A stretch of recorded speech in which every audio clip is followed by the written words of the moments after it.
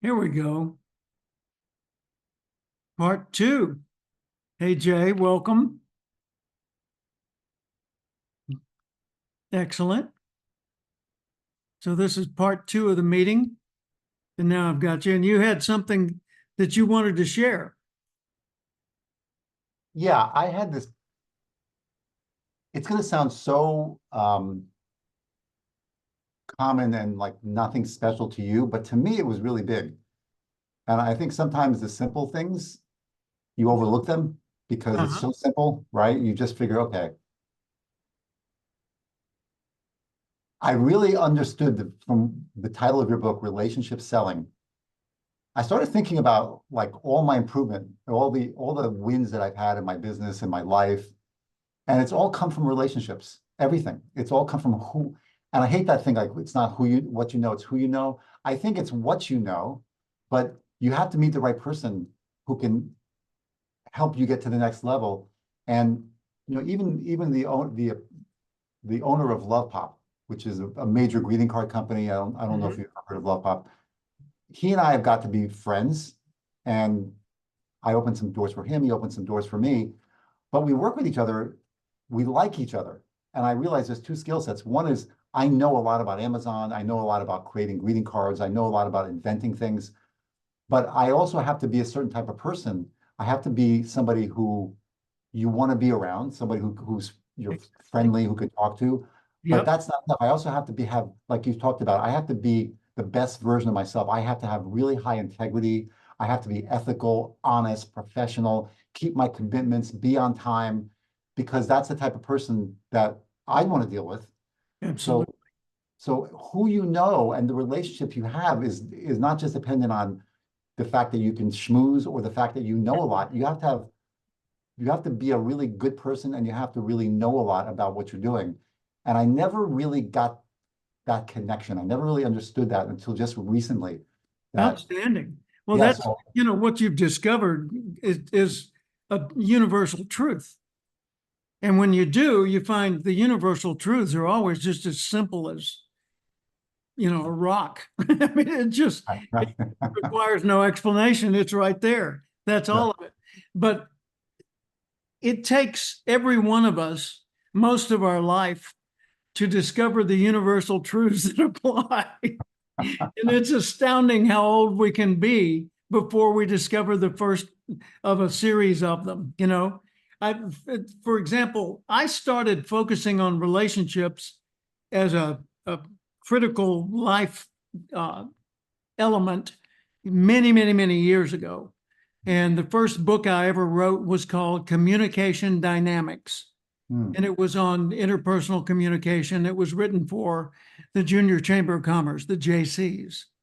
And it was a workbook for a 4 meeting discussion based course on communication.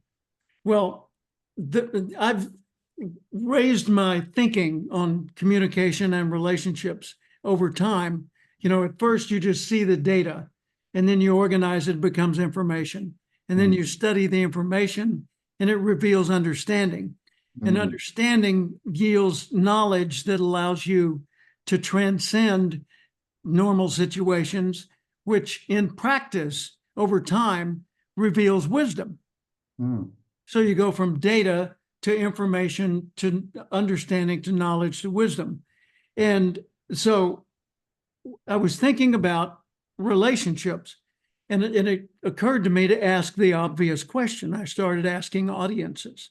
So I'm asking hundreds of people at a time all over the world, what is a relationship? I asked again, again, and again. Never got the same answer.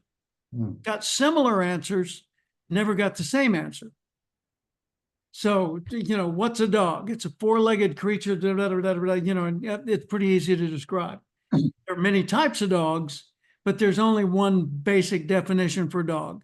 So what about the basic definition for a relationship? I created one, and here it is. It is a direct connection between people in Hmm. which value is exchanged. Wow. So every word matters. It is a direct connection, not a bank shot. You don't have a relationship with your bank. You have a relationship with the bankers who know you. So a direct connection between People. And it's Between always people. It's never an organization, because an organization is a group of people. And if you don't connect to any of the organizees, you don't have a connection with the organization, wow, a direct Right. connection between people. in which value is exchanged.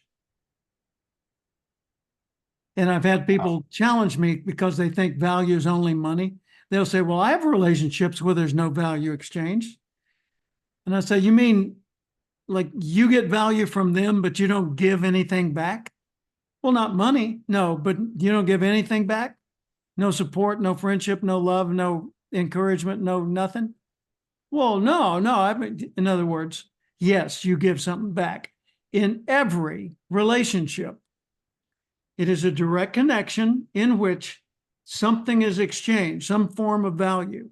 Right. Now, what about when you're going to the toll booth at the parking lot?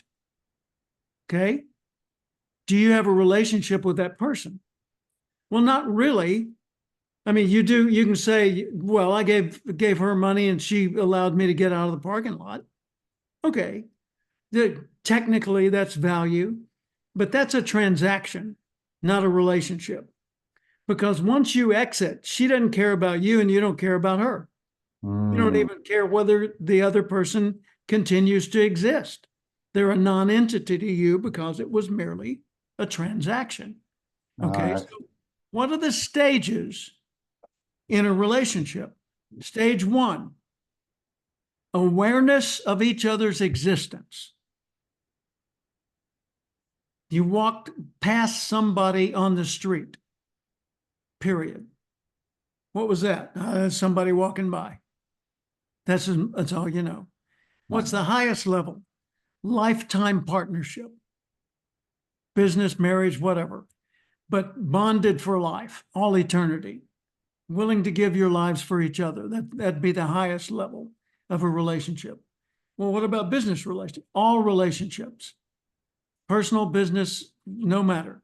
All relationships, the two extremes are, I don't know you exist and you don't know I exist, or I'm committed to you so fully I would give my life for you.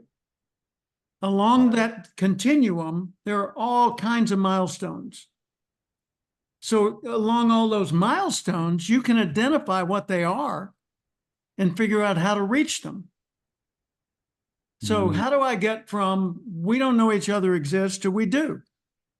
From we do know each other exists to we acknowledge each other. Hi, hello.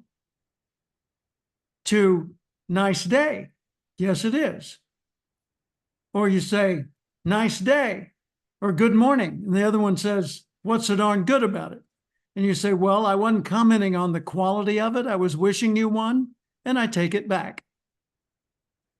You know, Jim, what you just said, that's this really, that's, you know, when you get some truth and you tingle inside because it's like you're hit with Yeah. a wavelength of truth, that a direct connection between people in which value is exchanged. It's so simple, it's so pure, it's beautiful.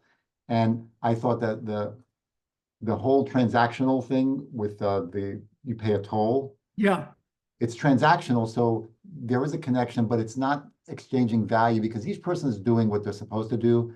It's not anything that if that person in the toll booth said, you know, good to see you, like, but really Yeah, sincere, like, exactly. how Yeah. are you? And I went, good to see you also. And we exchanged the value of kindness and the value of positive energy going back and forth, our smiles. There's And you value get to being where you, exchanged. if it's a highway toll booth, you get to where you prefer that lane because you know you're going to get that smile. Exactly. So it does influence future behavior. Now, consider that the transactional end of the scale, everything's about something other than the person. It's about the value, not the person. from which the value emerges. So at the transactional end of the scale, it's let me out of the parking lot. Well, give me some money. Okay. Now get out of my sight. All right. Have a bad day. You go on about your business. All you cared about was getting out of the parking lot. All they cared about was the money, right? Now you come up the scale a little bit. You're a vendor. Wait. So you're saying the bottom, it's all about the value, not about the person? Yeah, because you don't care about, there's a complete absence of caring about each other at that level. There's no reason to care. So it's kind of like walking by somebody on the street and it's a narrow passageway and they say, here, you go ahead. And you say, thank you. Fine. That was a courtesy. It was nice, but you don't really particularly care about them anymore. It's over.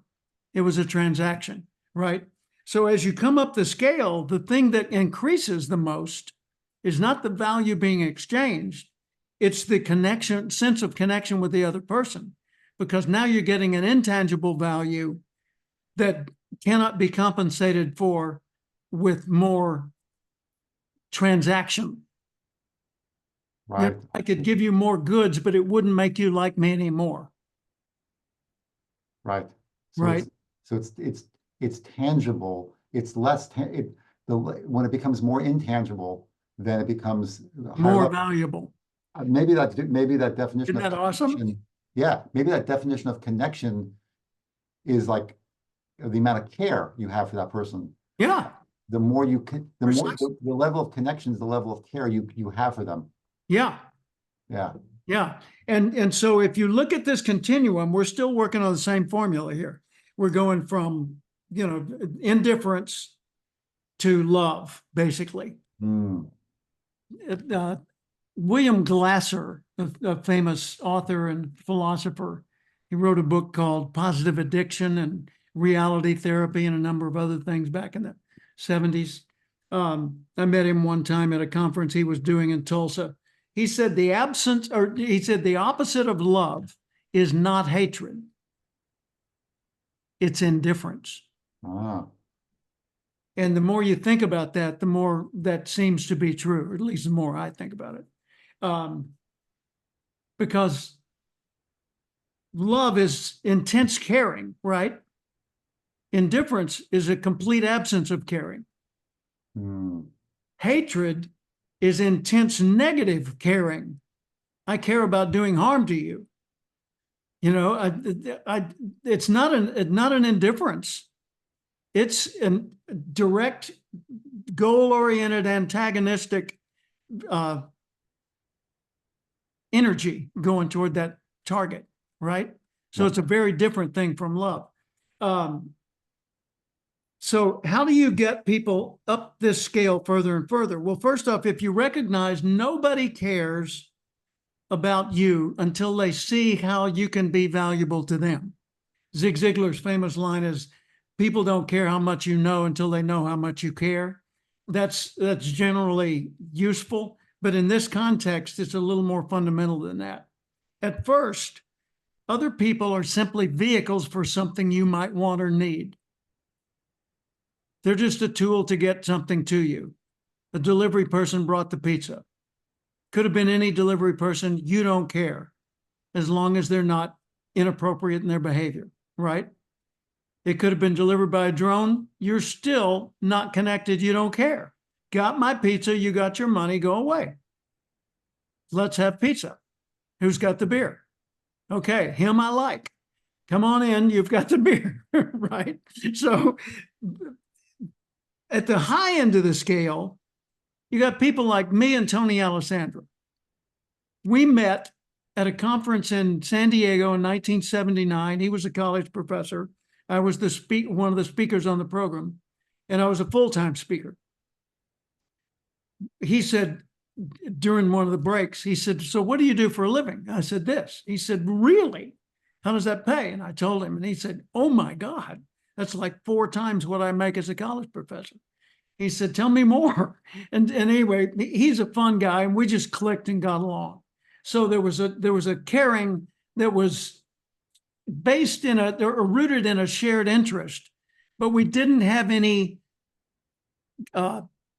equity, any vested interest, right? It was just two guys enjoying each other's company. And so we had some laughs and shared some ideas and then went our separate ways. Well, we stayed in touch.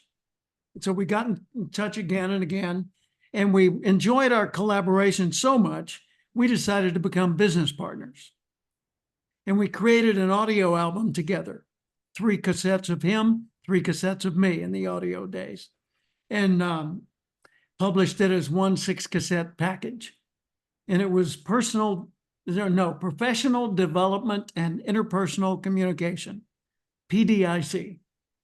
So that led to us getting together more and more often in different cities around the country, and him leaving the university and going into the speaking business, and then me moving to California and renting an office down by the beach in La Jolla, and he moved in with me a month later. So we became full-on partners with one checkbook and one set of files. So we became Cathcart Alessandra and Associates, Inc. We met in 79. In 81, we had formed Cathcart Alessandra and Associates. And then in 83, I moved to California, and we were full partners until the end of 85. Then we went back to being separate businesses, but still best friends. And despite our period of post-divorce syndrome, about 2 years of, that was mine. That was my idea. Well, no, that was your idea. No, that kind of competitive sibling rivalry. Once we got past that, we started collaborating again, co-authoring things, sharing leads back and forth, taking vacations together. When he's in Texas, he stays in my home. When I'm in California, I stay in his home. Yeah. This is many, many, many, many, many years later. And I was the officiant who conducted the wedding for his daughter. Wow. Yeah.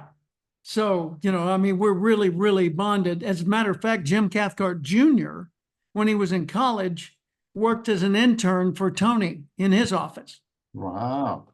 So there's a relationship. Okay. Now, the value we exchange today is the love and respect we have for each other. But with that comes an open door and windows with no blinds or shades on them in our entire life. What's mine is his, what his is mine. We've been executor of each other's will. That's pretty doggone close. Yeah, totally. So Joe Willard, who's the #1 CPE, certified professional expert. Joe was at the conference at the summit in La Jolla. Joe hired me in 1976 to do a seminar for his insurance agency in Tulsa, Oklahoma. All he cared about was the value of the product, which was my seminar. But it went over so well and was so well received by his agents, he said, "Hey, let's talk. Why don't you come back in a few months and do a seminar for my staff?" So I come back a few months later and he says, "I changed my mind. Move in with us." I said, "But I've got a job at the JCs." He said, "What do they pay you?" And I said, "Hey, I'm doing pretty well. $18,000 a year. That's $1,500 a month guaranteed, dude." He said, "I think we can cover that. Move into our penthouse suite of new offices with us and be my confidant and the trainer for my agents." So I did, and the agency grew phenomenally while I was there. His wisdom, not mine. And we became #5 out of 125 agencies in the nation, won the President's Trophy twice. And I started getting requests to go all around the country and teach other agencies what we were doing. Whew. So that was something. That was something. Well, now, I was with Joe's agency for 6 years. At the first, all he cared about was the training I did. We became friends. And the friendship was secondary to the value I was teaching until it reached a certain tipping point, and the friendship was as important and then more important. And then I left Oklahoma, went to California in 1983, January. And Joe and I did no more business together from 1983 to 2017, Wow. 93, 34 years. 2003, 2013, 34 years gap. And I called Joe and I said, Joe, I'm doing lecture tours of China. They're treating me like a god. It's unbelievable. I want you to come with me on my next trip as my guest, first class international airfare, and we'll give you your own suite in every hotel, and I'll bring you up on stage with me and interview you in front of thousands of people. Wow. And I did. And he said he's never had more fun as an adult in a legal activity in his life. And Joe, What a yeah. great, I love that. So it took me 34 years to be in a position to pay back a little bit of the value I'd received from him. But because the bond had become so strong, that happened. One more example, and then I'll conclude this part. Dennis Madden ran the Automatic Transmission Rebuilders Association in California, and I was brought in one day by one of their board members to just sit in on a best practices meeting and do observations. So they paid me a small fee. That led to Dennis's associate, Roger Bland, asking me to contribute an article to their magazine each month for pay, which I ended up doing for 130 issues. Wow. More than 10 years. Yeah. Okay. Then Dennis hired me to work with his staff, then to work with him and his executive team, and then to speak at their convention, and then to train the exhibitors at their expo, et cetera. They were my client, top client for more than 10 years.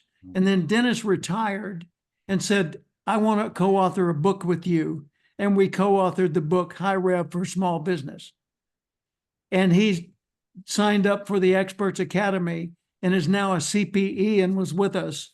And it even stayed in the same house with Paula and me during the summit. Crazy. So Jim, that was great. And it gives me a whole, I was following you all along there. I feel like I went on a movie. It was great. Thank you very much. you're welcome. Yeah. And one more element. Only thing is I have to leave it like 1 minute because I got to Okay. All right. One more element. I just didn't want to Relationship is a direct connection between people in which value is exchanged. How do you increase the value of a relationship? Increase the value you give. Don't seek more value, give more value, pay it forward. And the second is a closing line. Wait, so Not who you know. It's not who you know that counts. It's not who knows you that counts. It's not who they know that counts. It's who's glad they know you. I like that. What was the first thing to increase the If you value want of the to increase relationship? the value of a relationship, give more value to it. Don't seek more value from it. Pay it forward. Increase the value you give, and it's not who you know, it's not who knows you, it's who's glad they know you. Yep. You know, just before I sign off here, if you look at like this line that's connecting two people together, it's one continuous line. And so the value of this line, this is the relationship, this connection. Yeah. If you want to increase the value, it doesn't matter who puts the value in because it's still the same line. If you want the relationship to be more valuable, you can put more value in and the whole value goes up of the relationship. Yeah, you more strands of the rope. I love that. That's awesome. I had never thought of that before. Thank you for stimulating that idea. Strands of rope. That's a great analogy. Yes, it is. Created by Jay Kemi and Jim Cathcart. All right. It's the beginning of our relationship. By Christina Richter. Right. All right. Bye, Christina. Bye, Jim. Have a great weekend, guys. Okay. Take care. Thank you. That really was good. You dragged out some powerful stuff there, and I appreciate it. This was one of the best 30 minutes I've had with you since the beginning. I loved it. It was great. Dynamite. Bye, Thank you. guys. All right, see you soon. Bye, Jay. Christina, we'll log off and then back on, okay? Okay, all right.